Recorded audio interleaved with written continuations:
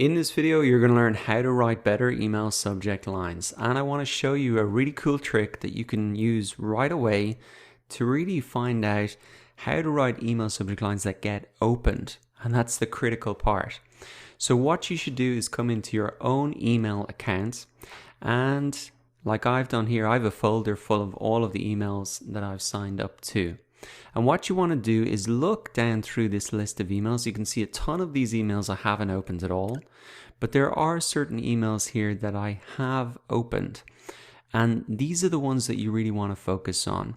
So if you've opened the emails, well then obviously that is a subject line that gets opened. And so you can just take these subject lines or model them and use them for yourself, and you're going to have a very good chance of those getting opened. So essentially you're looking at what is working and then you're just applying it to yourself. That's a lot easier than talking about the 10 things you need to do, because look, this is proven. And let's take an example of this now. 7 prediction trends for tech in 2018. Now, why did I open this? Well, number one, it starts with numbers, and that's a great way to spark curiosity, because I really want to know what are those 7 things. And they're also trends for tech in 2018. So if these are trends, well, maybe I can jump on them, maybe I can benefit from them. It just sparks a lot of curiosity, because I would like to maybe get ahead on these trends. It's for 2018. This was sent on the 6th of January, so it's quite timely. It's a well-timed email. And I want to open it because I want to know what the 7 trends are. So how could you use an email subject line like this for yourself? Well, you could do the 7 prediction trends for digital marketing in 2018, 7 prediction trends for yoga, whatever, personal finance, whatever your niche is. You can take a subject line like that and just apply it for yourself. Again, starting with the numbers is really a great thing for email subject lines, because it sparks that curiosity, and I want to open the email in order to find out. Now, this is absolutely critical. Email subject lines, look at all these emails here that I haven't opened. Now, for these email senders, they haven't gotten me to open the email, so they've no chance of me clicking through to their website or buying their product. So really, email subject line is something you should spend a lot of time thinking about, because if they don't open your email, then everything you've done after that is just wasted. So that's why coming in and to your own email, seeing what you've opened is just one of the best ways to see what works. And if you're working in a company, this can be a pretty cool way to just sit everybody down, do this exercise, say, hey guys, open your emails. Let me see the emails that you've opened, because I want to take some of those headlines and use them for ourselves. Here's another example. This is completely other side of the spectrum. There's no numbers in it, but again, it's from this guy, and he said, are you there, Dara? So I know that actually when I opened this email, that because I'd given my email in his email sign-up form, this is kind of an automated email. But I was like, oh, is this do I know this person? And he just said, are you there, Dara? So again, it's that kind of curiosity. He addressed me personally, and I opened that because I wanted to say, oh, is he addressing me personally? Or, and I had to open to find out. So again, I had to open the email to find out. And it's another way of sparking that curiosity, just having a very casual question. And the reason that he was able to address me by my name is I'd given my name in the email sign-up form. So that's a huge advantage of including that if you want to, that you can address people personally. Now let's have a look at some other stuff. Let's talk. Why didn't I open that? Okay, well, there's nothing specific about it. It doesn't spark my curiosity. There's no reason for me to open the email.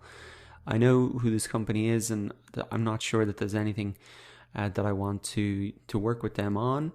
So, as well as looking at the emails that you've opened, it's actually a great exercise, and probably even more beneficial, to look at the emails that you haven't opened. What did they do wrong? What could they have done better in order for you to open that email?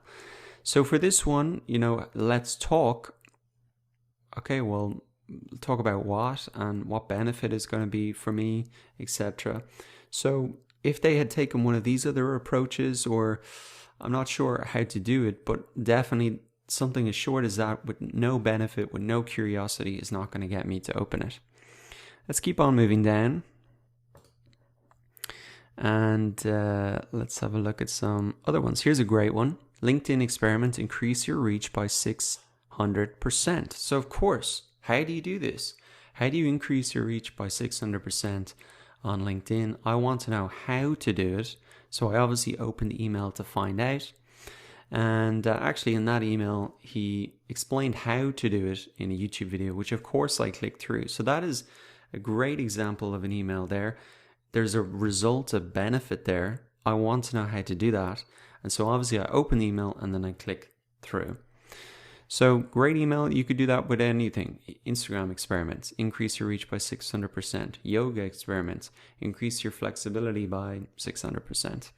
So again, just looking at the emails that you've opened is the best way to write email subject lines that get opened.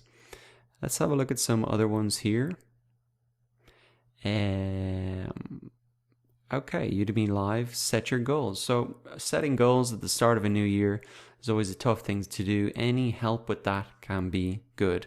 So writing emails that really appeal to people at certain times of year is a good thing to do as well, depending on your business. So keep in mind always what the customer is trying to achieve at different times of the year. So let's have a look at some other ones here. Here's another example of an email I didn't open. Last call for $10 courses, 3 hours left. So it's a good offer, but I'm not sure what courses are they about? What is the benefit that they're going to help me to achieve? It doesn't really spark my curiosity, and so I didn't open that one there. Here's another one I didn't open. Grab any plugin or theme for just $19. So you can see it was cut off. He did address me personally, New Year 2000 offering. You can see that you really want to make sure the important stuff is at the start of the email. Maybe if it was grab any theme or plugin for just $19 and then it had a limited time frame, so like 3 days left, then that might have got me to open it up. Or if they said get these 10 WordPress plugins for just $19 each or something like that, well, maybe I've been like, okay, what are those 10? Because maybe I should get them while I have the chance and while the offer is there. So once again, the best way to write email subject lines that get opened is to come into your own email, look at the emails that you've opened. You can ask team members to have a look into their inboxes, and also look at those emails you haven't opened and really understand why, and avoid doing those things for yourself and continue to do what is obviously working and what you are opening. So hope you enjoy that tip. Go ahead and use it right now to write better email subject lines, or put it in your back pocket for later.